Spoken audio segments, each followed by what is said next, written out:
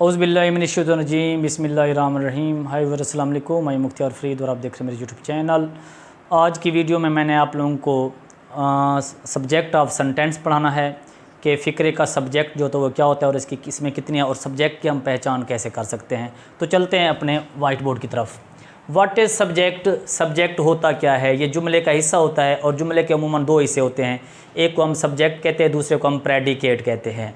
आज हमने just subject को डिस्कस करना है। सब्जेक्ट होता क्या है? इसको फ़ाइल या काम करने वाला कहते हैं। इसकी डिफिनीशन मैंने लिखी है, the subject is usually the doer of an action.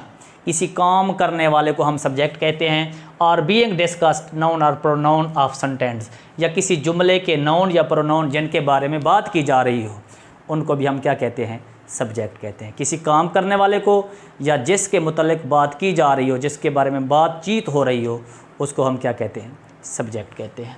अब एग्जांपल्स हैं, Ali pledge cricket. Ali cricket खेलता है। अब अली हमारे पास सब्जेक्ट है क्योंकि ये एक एक्शन परफॉर्म कर रहा है। प्लेज क्रिकेट, क्रिकेट खेलने के एक्शन को परफॉर्म करता है।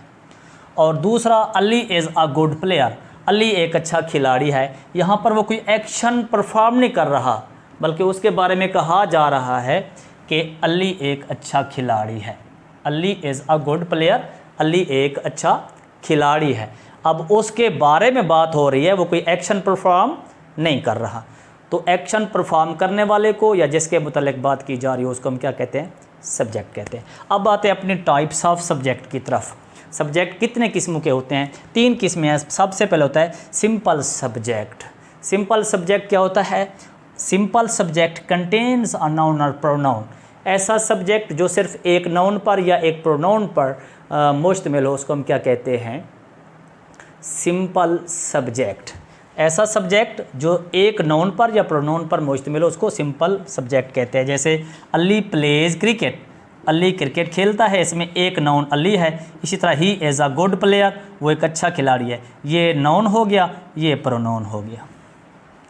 फ़िक्रे का वो हिस्सा जो एक नाम पर या एक प्रोनाउन पर मुश्तमिल हो, सब्जेक्ट का काम दे रहा हो, तो उसको हम क्या कहेंगे? Simple subject. अब उसके बाद आएंगे कंपाउंड सब्जेक्ट पे। कंपाउंड सब्जेक्ट क्या होता है हमारे पास? इट कंटेन्स 2 और मोर नाउन्स और प्रोनाउंस। कंपाउंड सब्जेक्ट कंटेन्स 2 और मोर नाउन्स और प्रोनाउंस।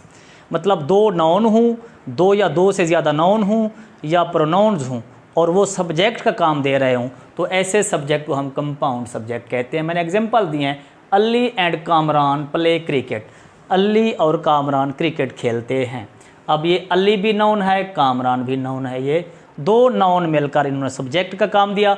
और कंपाउंड नाउन जो हैं इनको मोस्टली एंड के ज़रिए मिलाया जाता है। तो ये देखिए, अली एंड कामरान, अली और कामरान 2 नाउन हैं, तो ये हमारे पास कंपाउंड सब्जेक्ट। इसी तरह अब pronoun, you he and I R good friends. तुम, वो और मैं अच्छे दोस्त हैं। इसमें 3 प्रोनाउन आ गए, यू, ही, आई, तीनों पर्सन आ गए। फर्स्ट पर्सन भी आ गया, सेकंड भी आ गया, थर्ड भी आ गया।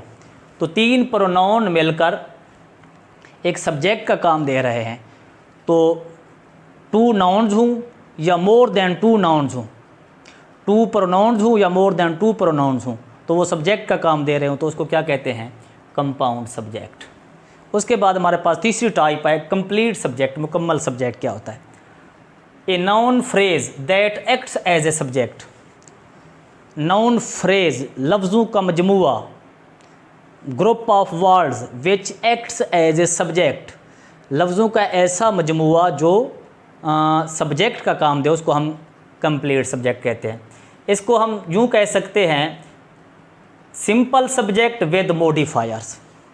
अगर सिंपल सब्जेक्ट हो और उसके साथ उसके मॉडिफायर्स लगे हुए हों, एडजेक्टिव भी हो सकते हैं, दूसरे कोई पोजेसिव प्रोनाउंस वगैरह भी हो सकते हैं, तो जो सिंपल सब्जेक्ट के साथ मॉडिफायर लगे होते हैं और फिर वो लफ्ज़ों का मजमुआ बन जाता है, सब्जेक्ट का काम देते हैं, उसी को हम क्या कहते हैं? Complete subject. मैंने मिसालें दी हैं, my father as a teacher, my father as a teacher. अब हमारे पास सिंपल सब्जेक्ट है फादर, इसके साथ माई मॉडिफायर का काम कर रहा है, मेरा बाप एक टीचर है। यहाँ पे his younger brother is an intelligent boy. अब हिज यंगर ब्रदर, असल में हमारे पास सिंपल सब्जेक्ट है ब्रदर, हिज यंगर ये हमारे पास मॉडिफायर के साथ जो है तीनों लफ्ज़ मिलकर एक सब्जेक्ट का काम दे रहे हैं। His younger brother is an intelligent, तो ये हमारे पास हिज यंगर ब्रदर कंप्लीट। तीसरी मिसाल मैंने दिया, the colour of your car, the colour of your car, the colour of your